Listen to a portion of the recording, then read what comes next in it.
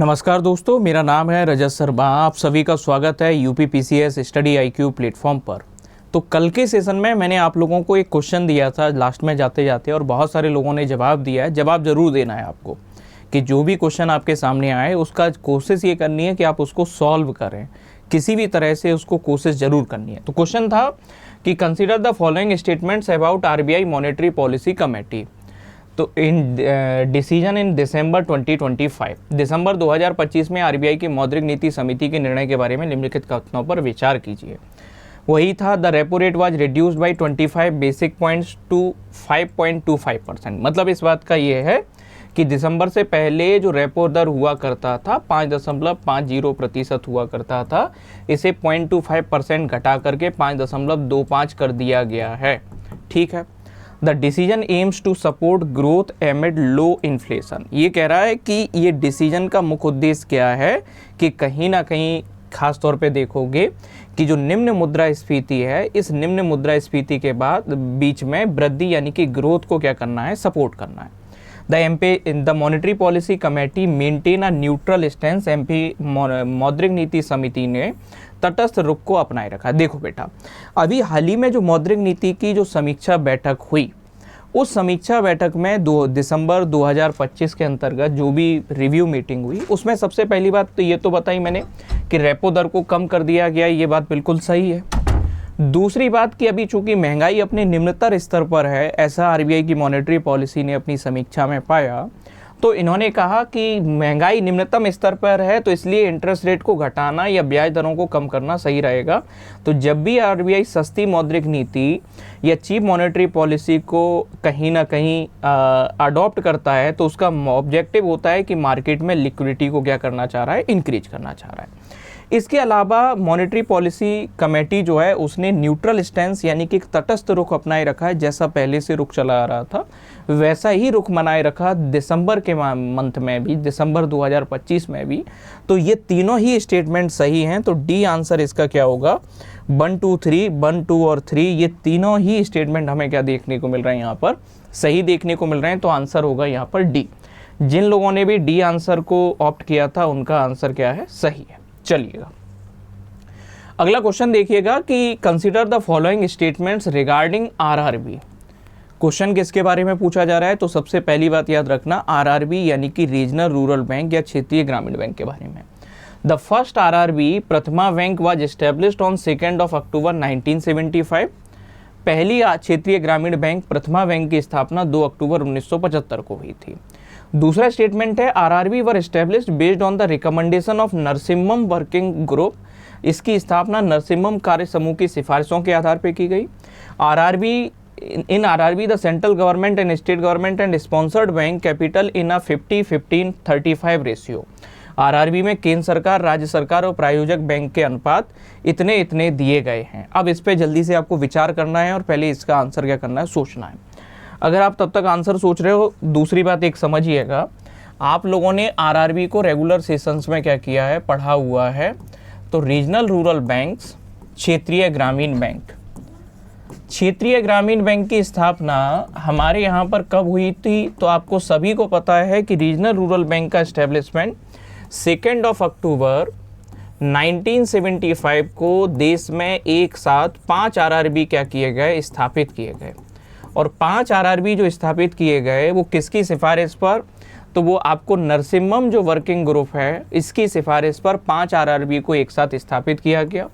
हमें देखने को मिलेगा कि एक तो मुरादाबाद में आरआरबी इस्टेब्लिश किया गया, इसके अलावा गोरखपुर में आरआरबी को इस्टेब्लिश किया गया, इसके अलावा भिवानी में एक आरआरबी को इस्टेब्लिश किया गया, और मालदा में एक आरआरबी को इस्टेब्लिश किया गया, और एक आरआरबी जयपुर में इस्टेब्लिश किया गया। मतलब उत्तर प्रदेश में 2 आरआरबी, मुरादाबाद और गोरखपुर को इस्टेब्लिश किया गया, हरियाणा में भिवानी आरआरबी को, पश्चिम बंगाल में मालदा आरआरबी और राजस्थान में जयपुर आरआरबी। ये जो मुरादाबाद आरआरबी है, इस मुरादाबाद आरआरबी को देश का पहला आरआरबी माना जाता है, फर्स्ट आरआरबी, और इसका नाम रखा गया था प्रथमा बैंक। पहला था इसलिए इसका नाम ही क्या रख दिया गया था, प्रथमा क्षेत्रीय ग्रामीण बैंक। ये हमें देखने को मिलेगा। कि देश में 2 अक्टूबर 1975 को एक साथ 5 आरआरबी स्थापित किए गए। मुरादाबाद में, गोरखपुर में, भिवानी में, मालदा में और जयपुर में ये 5 आरआरबी की एक साथ क्या की गई, स्थापना की गई, जिसमें जो मुरादाबाद आरआरबी है इसे देश का पहला आरआरबी क्या किया जाता है, माना जाता है, और इसका नाम क्या रखा गया, प्रथमा आरआरबी रखा गया। अब कोई भी आरआरबी हो, उस आरआरबी की स्थापना में 3 संस्थाओं की हमें क्या देखने को मिलती है, भूमिका देखने को मिलती है। कोई भी आरआरबी देखिएगा तो आरआरबी के एस्टेब्लिशमेंट में 3 इंस्टीट्यूशंस का रोल देखने को मिलता है। एक तो केंद्र सरकार, सेंट्रल गवर्नमेंट, दूसरा राज्य सरकारें यानी कि स्टेट गवर्नमेंट, और तीसरा हमें स्पॉन्सर्ड बैंक यानी कि प्रायोजक बैंक की क्या देखने को मिलती है, भूमिका देखने को मिलती है। स्पॉन्सर्ड बैंक यानी कि प्रायोजक बैंक, जिसमें केंद्र सरकार की हिस्सेदारी लगभग 50% होती है, राज्य सरकार की 15% और प्रायोजक बैंक की हिस्सेदारी लगभग जो है वो 35% के आसपास होती है। ये प्रायोजक बैंक कोई भी एक बैंक होता है, कमर्शियल बैंक जनरली हमें देखने को मिलता है, जो क्या करता है, जिस भी आरआरबी का जो प्रायोजक बैंक है वो प्रायोजक बैंक क्या करता है, तो उसका मूल काम ये होता है कि उस आरआरबी के जो भी कर्मचारी हैं उन कर्मचारियों को प्रशिक्षण देने का काम करना, इसके अलावा उस आरआरबी में तकनीकी सुधार लेकर के आना, उस आरआरबी को क्या करना, कहीं ना कहीं टाइम टू टाइम गाइडलाइन भी क्या करना, प्रोवाइड करना। ये बात हमें देखने को मिलती है। तो अगर पहला क्वेश्चन अगर आप देखोगे तो पहला क्वेश्चन देखने को मिलेगा द फर्स्ट आरआरबी, इसको प्रथमा के नाम से जाना गया, बिल्कुल सही लिखा हुआ है पहला स्टेटमेंट। दूसरा कि आरआरबी की स्थापना नरसिम्हम कार्य समूह की सिफारिशों के आधार पर की गई, बिल्कुल ये भी सही लिखा हुआ है। और तीसरा लिखा है the RRB, the central government, state government, इनकी हिस्सेदारी कितनी होती है, 15%, 50%, 15% और 35%। तो ये तीसरा स्टेटमेंट भी क्या है, सही है। तो आंसर क्या होगा, 1, 2 एंड 3, ये आंसर यहाँ पर क्या होगा, राइट आंसर होगा। इसको क्या रखना है, आपको ध्यान रखना है कि ये राइट आंसर हमारा क्या देखने को मिलेगा, 1, 2, 3, ये हमारा क्या होगा, राइट आंसर होगा। अगले क्वेश्चन की तरफ हम लोग क्या करते हैं, आगे बढ़ते हैं। अगला एक क्वेश्चन दिया है, एक अजर्सन दिया है, दूसरा रीजनिंग दी है, मतलब कथन दिया है और कथन के साथ साथ आपको कारण भी दिया है। ऑप्शन है RRBs are regulated by NABARD. Question ये पूछा जा रहा है कि क्षेत्रीय ग्रामीण बैंक नाबार्ड द्वारा नियंत्रित होते हैं, ये कथन दिया है। अजर्सन इसका दिया है कि NABARD provides refinance and supervise the functioning of the RRBs, कि नाबार्ड आरआरबी को पुनर्वित्त प्रदान करता है और उनके कार्यकरण की निगरानी भी करता है। ये 2 क्वेश्चन क्या किए गए हैं, यहाँ पर दिए गए हैं। अब ये 2 क्वेश्चन अगर आपको देखने को मिल रहे हैं, पहली बात है कि आरआरबी की जो निगरानी है या इनका जो नियमन है, वो नियमन किसके द्वारा किया जाता है, तो वो नाबार्ड के द्वारा किया जाता है। ये क्या किया जा रहा है, यहाँ पर पूछा जा रहा है। तो कथन आपको क्या कि जितने भी क्षेत्रीय ग्रामीण बैंक हैं वो एक तरीके से हमें जॉइंट रेगुलेशन में देखने को मिलते हैं, और उनमें जॉइंट रेगुलेशन में प्राइमरली हमें आरआरबी और नाबार्ड दोनों के जॉइंट रेगुलेशन में देखने को मिलते हैं। तो नाबार्ड द्वारा रेगुलेटेड होते हैं, यानी कि national bank for agriculture and rural development. हाँ, ये अजर्सन कथन बिल्कुल सही लिखा हुआ है। दूसरा है NABARD provides refinance and supervises the functioning of RRB. अब यहाँ पर आपको ये देखने को मिलेगा कि कहीं ना कहीं क्या देखने को मिलेगा कि नाबार्ड की थोड़ी सी आपको फंक्शनिंग समझनी पड़ेगी। तो आप देखोगे कि नाबार्ड जो है वो अपने आप में टॉप एग्रीकल्चरल रीफाइनेंस एजेंसी है, या top agriculture sector refinance agency है, कि कृषि के क्षेत्र में सर्वोच्च पुनर्वित्त की संस्था है। इस बात का मतलब क्या है, इस बात का मतलब ये है कि जैसे मान लो भारत सरकार इस बार बजट लेकर के आई और भारत सरकार ने कहा कि इस बार ग्रामीण विकास और कृषि विकास के लिए, एग्रीकल्चर और रूरल डेवलपमेंट के लिए, कृषि और ग्रामीण विकास के लिए हम क्या करेंगे, कहीं ना कहीं 50,000 करोड़ रुपए का बजट का आवंटन कर रहे हैं। तो सरकार ने कहा कि हम इस बार जो है 50,000 करोड़ रुपए क्या करेंगे, कहीं ना कहीं एग्रीकल्चर एंड रूरल डेवलपमेंट के लिए खर्च करेंगे। अब सरकार ने ऐसा कर दिया, तो सरकार ये क्या करेगा कि सरकार ये फंडिंग करेगा नाबार्ड को, कि भाई साहब आप क्या करो, एग्रीकल्चर एंड रूरल डेवलपमेंट को इंश्योर करवाइएगा देश में। नाबार्ड ये पैसा सीधे जो है एग्रीकल्चर या रूरल डेवलपमेंट के लिए सीधे नहीं बांटेगा, नाबार्ड क्या करेगा कि अलग अलग जो फाइनेंशियल और बैंकिंग इंस्टीट्यूशन हैं, जैसे हमारे देश में 12 पब्लिक सेक्टर बैंक हैं यानी कि सरकारी बैंक हैं, या इसके अलावा जो है क्षेत्रीय ग्रामीण बैंक हैं आरआरबी हैं, या इसके अलावा आपको देखने को मिलेंगे कोऑपरेटिव बैंक यानी कि सहकारी बैंक आपको देखने को मिलेंगे। तो आपको क्या देखने को मिलेगा, तो बेटा आपको ये देखने को मिलेगा कि कहीं ना कहीं नाबार्ड क्या करेगा, ऐसी संस्थाओं को क्या करेगा, फंडिंग करेगा। नाबार्ड क्या करेगा कि कहीं ना कहीं आप देखने को मिलेगा पब्लिक सेक्टर बैंक को पैसा देगा, आरआरबी को पैसा देगा, कोऑपरेटिव बैंक को देगा, और ये लोग क्या करेंगे, इस फंड को जनता के बीच में या एग्रीकल्चर और रूरल डेवलपमेंट के लिए पैसे को बांटेंगे। अब आपको देखने को यह मिल रहा है कि नाबार्ड सीधा फंडिंग नहीं कर रहा है, नाबार्ड पैसा सीधा अपनी जेब से सीधे जनता को नहीं बांट रहा है। नाबार्ड डिफरेंट इंस्टीट्यूशंस के द्वारा, चाहे सरकारी बैंक हो, पब्लिक सेक्टर बैंक हैं, या क्षेत्रीय ग्रामीण बैंक हैं, या सहकारी बैंक हैं, इनके द्वारा कृषि क्षेत्र और ग्रामीण विकास के लिए फाइनेंस यानी कि वित्त को उपलब्ध करवा रहा है। इसलिए नाबार्ड को एक रीफाइनेंस एजेंसी भी बोला जाता है। नाबार्ड को क्या बोला जाता है, तो नाबार्ड को एक रीफाइनेंस एजेंसी भी बोला जाता है, यानी कि नाबार्ड को एक पुनर्वित्त संस्था भी बोला जाता है। अब चलते हैं अपन अपने मूल प्रश्न की तरफ। हमारा क्वेश्चन ये था कि NABARD provides refinance and supervise the functioning of RRB. तो आपने रेगुलेटेड ऑफ आरआरबी यहाँ पे देख लिया था ये तो। दूसरा, नाबार्ड क्या करता है, कहीं ना कहीं आरआरबी या क्षेत्रीय ग्रामीण बैंकों को पैसा देता है और क्षेत्रीय ग्रामीण बैंकों की जो है काम करने की निगरानी भी करता है। तो यहाँ अजर्सन पहला क्या लिखा हुआ है कि आरआरबी की निगरानी नाबार्ड करता है, और दूसरा कारण में अगर आप देखोगे कि नाबार्ड आरआरबी को पैसा देता है और उनके काम की भी निगरानी करता है, तो पहली बात तो हमें ये चेक करना है दोनों स्टेटमेंट सही हैं या नहीं। तो दोनों ही स्टेटमेंट सही हैं। अब दूसरी बात ये देखनी है कि पहला जो स्टेटमेंट है इसकी रीजनिंग ये सही है या नहीं। पहला स्टेटमेंट आरआरबी से रिलेटेड है, दूसरा स्टेटमेंट भी आरआरबी से रिलेटेड है।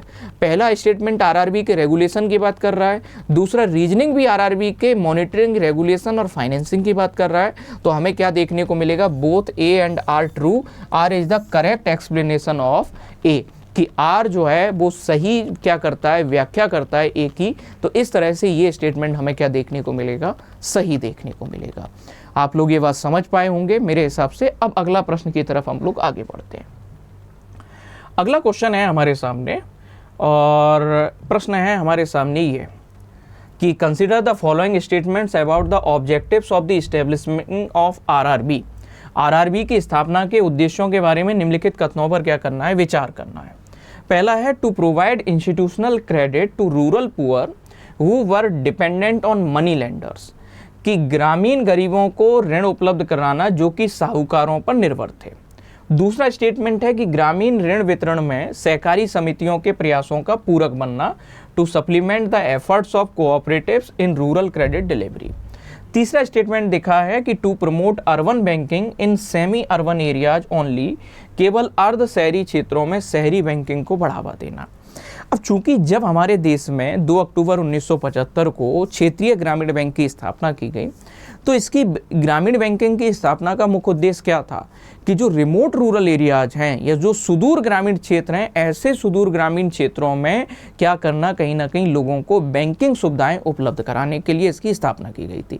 आप अगर पुरानी मूवीज याद करो, मदर इंडिया याद करो 1970 के दशक की, या दूसरी मूवी कोई बॉलीवुड को याद करोगे, तो उसमें आपको क्या देखने को मिलेगा कि गाँव में एक साहूकार या मनी लेंडर या पाउंड ब्रोकर या सेट्टी या चिट्टी जो होता था, वो क्या करता था, उधार देता था, बदले में ज़मीन के कागज रख लेता था, और फिर वो धीरे धीरे ब्याज का स्याज लगा करके, इंटरेस्ट के ऊपर इंटरेस्ट इम्पोज करके वो क्या कर लेता था, ज़मीन को हथिया लेता था। इस तरह की बैंकिंग को अनऑर्गेनाइज्ड बैंकिंग या असंगठित क्षेत्र की बैंकिंग कहा जाता था। तो ग्रामीण क्षेत्रों में बड़े लेवल तक आज भी हमें अनऑर्गेनाइज्ड बैंकिंग देखने को मिल जाती है। इसी असंगठित बैंकिंग से निजात पाने के लिए या ग्रामीण क्षेत्रों में जो ऑर्गेनाइज्ड बैंकिंग या ऑर्गेनाइज्ड मनी मार्केट को इस्टेब्लिश करने के लिए, सुदूर क्षेत्रों में जो है बैंकिंग व्यवस्थाओं को बढ़ावा देने के लिए आरआरबी की क्या की गई थी, स्थापना की गई थी। तो पहला क्या लिखा है कि ग्रामीण गरीबों को संस्थागत ऋण प्रदान करने के लिए जो कि साहूकारों पर निर्भर थे, बिल्कुल सही है। दूसरा है कि ग्रामीण क्षेत्रों में पहले कोऑपरेटिव सोसाइटी क्या कर रही थी, फंक्शनिंग कर रही थी, वैसे कोऑपरेटिव सोसाइटी को मदद देने के लिए भी आरआरबी की क्या की गई, इस्टेब्लिशमेंट की गई, ये बात देखने को मिलेगा। To promote urban banking in semi urban areas only, केवल अर्ध शहरी क्षेत्रों में नहीं बेटा, केवल अर्ध शहरी नहीं, मेन है ग्रामीण क्षेत्र, सबसे मेन याद रखना है ग्रामीण क्षेत्र। अब ग्रामीण क्षेत्र के अलावा फिर अर्ध शहरी हो सकते हैं, उसमें कोई दिक्कत नहीं है। तो पहला स्टेटमेंट हमारा सही है, दूसरा स्टेटमेंट हमारा सही है, तीसरा स्टेटमेंट क्या हो गया है, गलत हो गया है। तो आंसर होगा 1 और 2 ओनली। आंसर क्या देखने को मिलेगा, 1 और 2 ओनली, ये आंसर क्या मिलेगा हमें देखने को मिलेगा। अब आपको एक क्वेश्चन का क्या करना है, आज के सेशन में एंड में हम हर दिन की तरह एक क्वेश्चन को पढ़ेंगे और उसका आपको क्या करना है, कमेंट में जवाब दे के जाना है। इसके अलावा ये भी बताना है कि ये सेशन आपके लिए सही है या नहीं है, इससे आपको पढ़ने में ठीक लग रहा है या नहीं लग रहा है, या आपके लिए हेल्पफुल है या नहीं है। तो RRB can undertake all types of banking business like commercial banks. RRB वाणिज्यिक बैंकों की तरह सभी प्रकार के बैंकिंग के काम कर सकते हैं। पहला statement, they are exempt from CRR and SLR requirement, वे सीआरआर और एसएलआर आवश्यकताओं से मुक्त होते हैं। तीसरा लिखा हुआ है कि RRB allowed to open branches in metropolitan cities, RRB को महानगरीय शहरों में शाखाएं खोलने की अनुमति है। ये 3 स्टेटमेंट दिए हैं, ऑप्शन दिए हैं आपके सामने, इनके बेसिस पर आपको क्या करना है, जवाब देना है। जवाब जरूर दे के जाना है अगर आप तैयारी कर रहे हो। अगर आप जवाब नहीं देते हैं या आप क्वेश्चन को अटेम्प्ट नहीं करते हैं, इससे ये शो होता है कि अभी भी आप क्वेश्चन से डर रहे हैं, अभी भी आप परीक्षा से क्या कर रहे हैं, डर रहे हैं, या अभी भी आपकी तैयारी में क्या है, कमी है कहीं ना कहीं। तो अगर वैसी कमी को एग्जाम हॉल में ही फेस करना है या वहीं पर हथियार डाल देना है, तो उससे पहले यहाँ पे थोड़ी बहुत प्रैक्टिस भी कर लीजिएगा, ये ज़रूरी रहेगा आपके लिए। इसके अलावा स्टडी आईक्यू पूरी टीम आपके लिए डेडिकेटेड है आपकी तैयारी को बेहतर बनाने के लिए, और आप लोग जल्दी से जल्दी क्या हों, सेलेक्ट हों, इसके लिए पूरी टीम का जो है प्रयास रहता है। तो आप क्या कर सकते हैं, यूपी पीसीएस के लिए अगर आप तैयारी कर रहे हैं या आप आरओ एआरओ की तैयारी कर रहे हैं, तो हमारे फाउंडेशन कोर्सेज चल रहे हैं, उनको ज्वाइन कर सकते हैं। या आप बीईओ की तैयारी कर रहे हैं या किसी अदर एग्ज़ाम की तैयारी कर रहे हैं, तो फाउंडेशन कोर्स जिसका नाम है आरंभ 17.0, इसको क्या कर सकते हैं, आप ज्वाइन कर सकते हैं। ज्वाइन करने के लिए आपको मैक्सिमम डिस्काउंट मिलेगा, अगर ये कोड यूज करते हैं RJT लाइव, तो आपको क्या मिलेगा, मैक्सिमम डिस्काउंट मिलेगा। इसके अलावा अगर फिर भी कोई कन्फ्यूजन है तो कॉल कर सकते हैं 9289996921, इस नंबर पर क्या कर सकते हैं, कॉल कर सकते हैं। बाकी कोर्सेज़ के बारे में, क्लासेस के बारे में टेलीग्राम चैनल पर आपको रेगुलर अपडेट मिलते ही रहते हैं। कोई भी कन्फ्यूजन है, इस जो भी आप वीडियो देख रहे हैं इसके डिस्क्रिप्शन में आपको क्या किया गया, लिंक दिया गया है, उस लिंक पर आप क्या कर सकते हैं, क्लिक कर सकते हैं, वहाँ से आपको क्या हो जाएगी, सारी इन्फॉर्मेशन मिल जाएगी। अगर लिंक से आप डर रहे हैं क्लिक करने से, तो एक बार फ़ोन उठाइएगा और 9289996921 इस नंबर पर कॉल भी कर सकते हैं। थैंक यू एवरीवन, बने रहिएगा स्टडी आईक्यू के साथ। Thank you.